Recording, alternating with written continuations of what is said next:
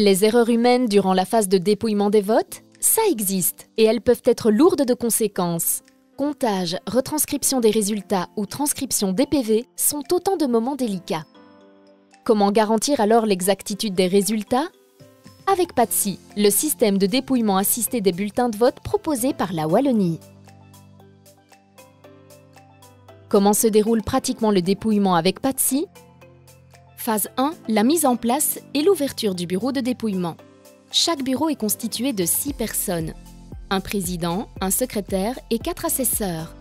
Tous prêtent le serment « Je jure de recenser fidèlement les suffrages et de garder le secret des votes ». Des témoins peuvent représenter des listes pour observer les opérations de dépouillement.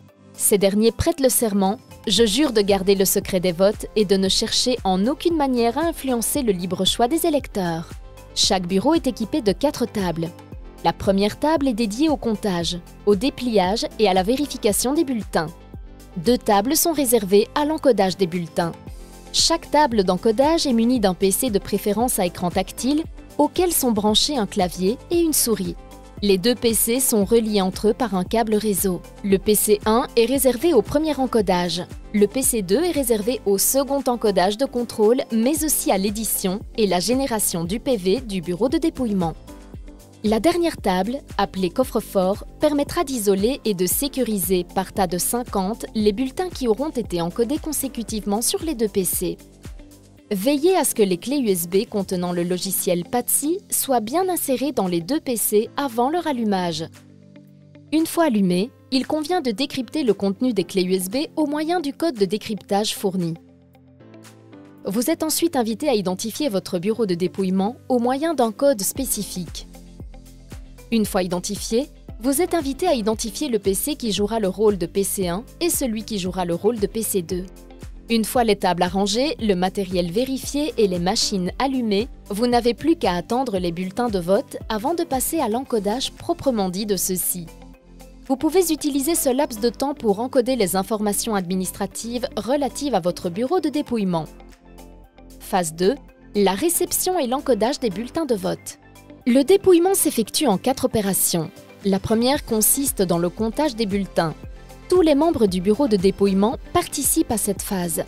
Elle consiste à compter les bulletins de vote présents dans une urne et à les regrouper en tas de 50 sans les déplier. Pour plus de facilité dans le comptage, il convient de mettre les bulletins de vote dans le même sens. Empilez ensuite 5 tas en quinconce de 10 bulletins. Chaque tas doit être compté 2 fois par 2 personnes différentes. Lorsque le nombre total des bulletins est connu et vérifié, indiquez dans l'onglet « Bureau de vote » le numéro du bureau de vote d'où provient l'urne et le nombre de bulletins comptés dans cette urne. Vous pouvez ensuite passer à la phase suivante consistant à déplier et trier les bulletins de vote. Les bulletins sont alors dépliés et vérifiés.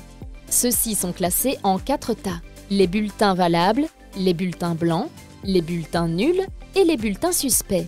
Ces 3 derniers tas seront traités séparément ultérieurement. Il ne faut pas effectuer un tri par partie. Dès qu'un tas significatif de bulletins valables est constitué, celui-ci peut être transmis à la table 1 pour un premier encodage sur le PC1. Pour réaliser ce premier encodage, un assesseur dicte le contenu du bulletin de vote, tandis que l'autre l'encode sur l'ordinateur via l'écran tactile.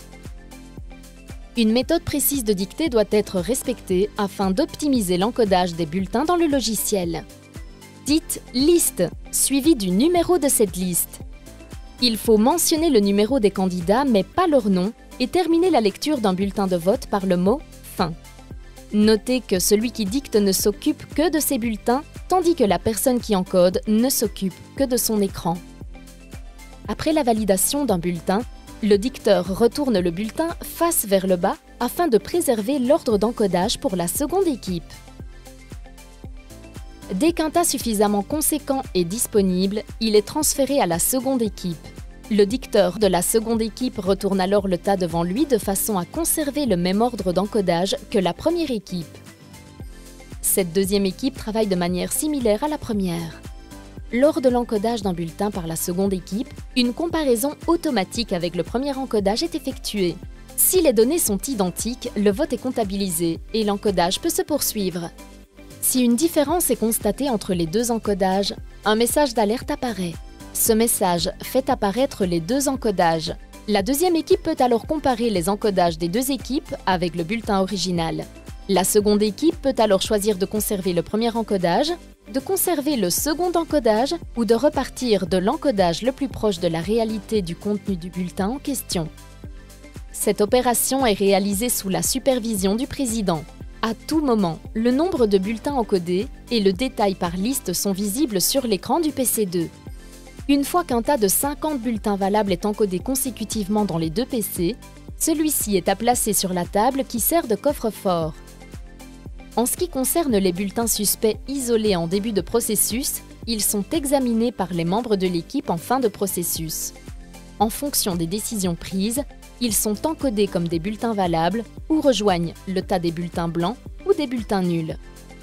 Lorsque tous les bulletins valables ont été encodés, on peut passer à l'encodage des bulletins blancs et des bulletins nuls isolés précédemment.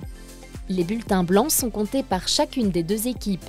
Lorsque les deux équipes parviennent au même décompte, la première équipe encode cette quantité sur le PC1 et l'équipe 2 fait de même sur le PC2. La même opération est réalisée pour les bulletins nuls. Une fois l'ensemble des bulletins réceptionnés, encodés sur les deux PC, vous pouvez passer à la dernière étape. Phase 3, la clôture du bureau. Cette dernière étape se déroule intégralement sur le PC2. Lorsque le nombre de bulletins encodés est identique sur les deux PC, le bouton permettant la fermeture du bureau de dépouillement apparaît sur l'écran du PC2. En cliquant dessus, une nouvelle fenêtre apparaît.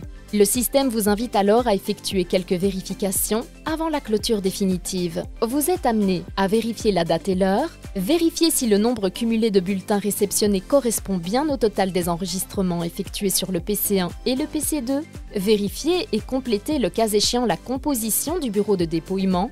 Si vous ne l'avez pas encore fait, encodez les données bancaires et les coordonnées des membres des bureaux.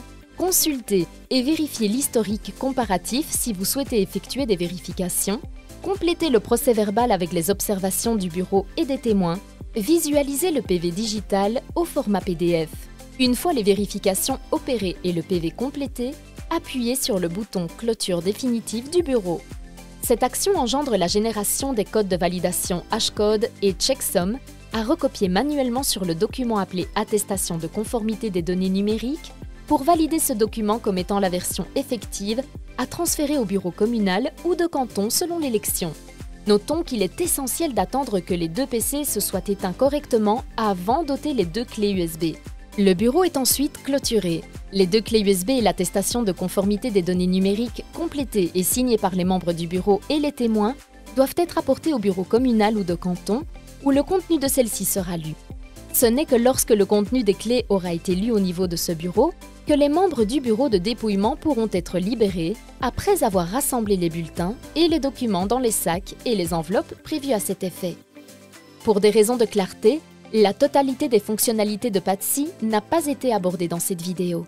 Un manuel d'utilisateur développe de manière exhaustive son fonctionnement. Celui-ci est mis à votre disposition et sera également accessible sur chacun des PC équipant votre bureau de dépouillement.